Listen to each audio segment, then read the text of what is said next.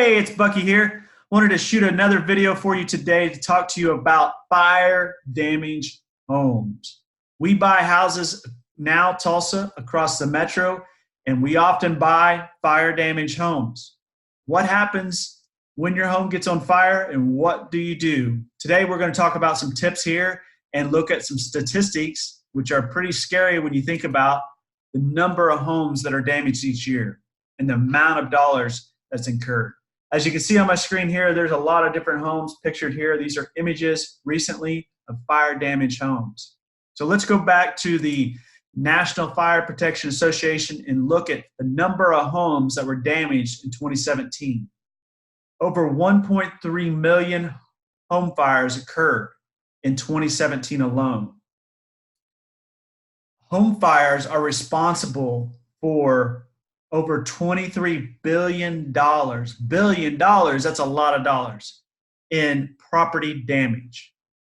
That's a scary sight. The good thing most people have is insurance. In some cases, they may not. Also, there was over 22,000 fire structures that were initially set on fire, which is an increase. That's not a good sign there. You know, when people are starting to torch their homes, we've got maybe a change in the market. So let's talk about what if your house was damaged by fire, what do? Right? So if your home was recently damaged, let's break it down into 5 quick steps that will help you deal with your situation and hopefully, bring some peace of mind to you. First off, you want to consider safety as your number one priority, right? Get out of the house. You want to get out of the house. If you don't have a plan together for your family and you smell fire, and if you don't have smoke detectors, get smoke detectors. Change those batteries twice a year, right? Fall back, spring forward, make that a procedure for you to change those batteries and ensure that those fire detectors work for you, as well as carbon dioxide. But the big thing is get out of the house. Grab your kids. Have a pre-planned plan that's worked out. If you don't have kids, just know where you guys will evacuate the house as soon as possible. The big thing is when the fire's out, you probably are wanting to go in and it's not safe. Wait until you're given permission by the fire department in order to enter your house.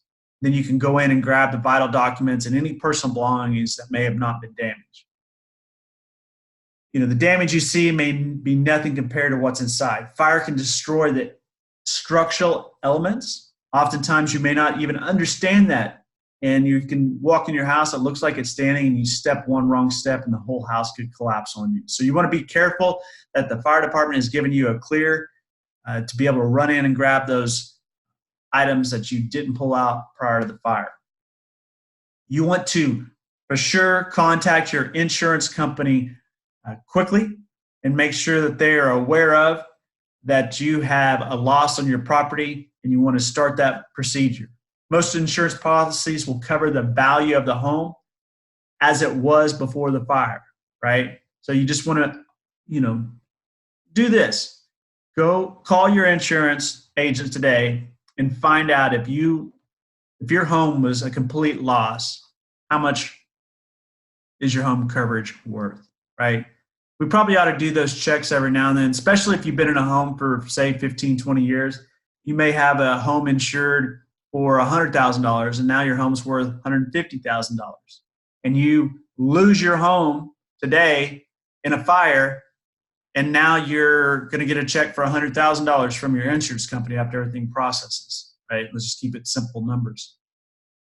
Every home in your neighborhood where you'd like to rebuy or maybe rebuild your home is going to cost you more than $100,000. So you want to make sure that your insurance is the valuation of the property of replacement value is up to par with what the market holds today, right? So your home may have increased in value, and you want to make sure that you can replace that home or buy another home, that you're accustomed to living in. You want to access or excess, who knows? You want to really assess the damages. Okay, once the emergency's over, everybody's out of the home, you need to get a licensed professional to go in and inspect the home. okay? Because there is a lot of work in rebuilding back a damaged fire home. There's many problems that can occur that you don't even see. When heat heats up wood and lumber, it breaks down that lumber inside the home. So that structural lumber that holds the home up, those floor joists that hold the floors together, those walls that hold the roof up, these, on homes, 90% of them are probably 95% of them are all out of wood. You never see any metal frame homes hardly, unless you have a metal building that you converted into a home.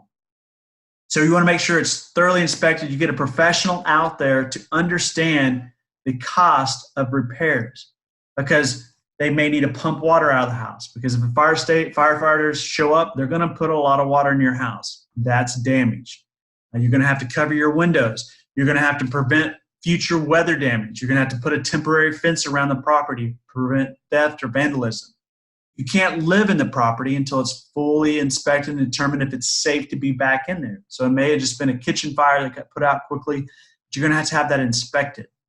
Another issue is PVC pipes, right? Most of these homes have PVC or PEX pipe, meaning that's the tubes that flow through the house that actually put water where you want it when you turn the faucet on, right? So if those are damaged, they can cause leaks, or they could be somewhat damaged. It could cause other problems later on. Your windows and doors could be damaged. The electrical, very dangerous. If those wires heat up, they can smudge together, and that could cause another fire, right? So you want to make sure that's cleared out. Any of the damaged wires are removed and replaced. Also, your heat and air ducts, your mechanical system. So all that fire, you don't want to re-pull that back through the house over and over. So you want to make sure you get all the fire damage, the smell, all those things pulled out of the house before you turn on that heat and air unit again. Okay? So you want to collect and get a repair bid. That way you can present that to your insurance adjuster. They can judge whether the repair is costly enough, and you can have that conversation there, whether you want to fix this house back up to a livable condition. Okay, then you have to decide, do I want to just walk away from this house and, talk to my insurance agent, get a replacement value on the house, and figure out if I just want to sell it as is, not have to do anything? That's when people call us. They're like, hey, we don't know what to do. What would you give us for cash for this house so we can move on and get into a house that's safe and sound and ready to go, and we don't want to wait 3 months of repairs and damages and cleanup? So you have that option. So how do you sell your fire damaged house? It's probably the easiest solution. The greatest benefit of selling a fire damaged house is more than just the money. It just gives you that peace of mind. So when we buy houses that are fire damaged, we make it very simple. We will come in, evaluate the property, we'll look through all those things, and we'll give you a fair, fast, and a top dollar home offer for that property. That way you can see what you can just walk away with and have a peace of mind. So in other words, give us a call, book an appointment. We'd be happy to come out and take a look at the property and see what we can do for you. We know this is a tragic situation and a lot of emotions are involved in it. So we want to be able to be a resource for you in order to talk with you and understand how we can help you when we buy your house. Thank you so much. Stay tuned for more videos from us. Check us out at topdollarhomeoffer.com. And we buy houses now, Tulsa, across the surrounding areas.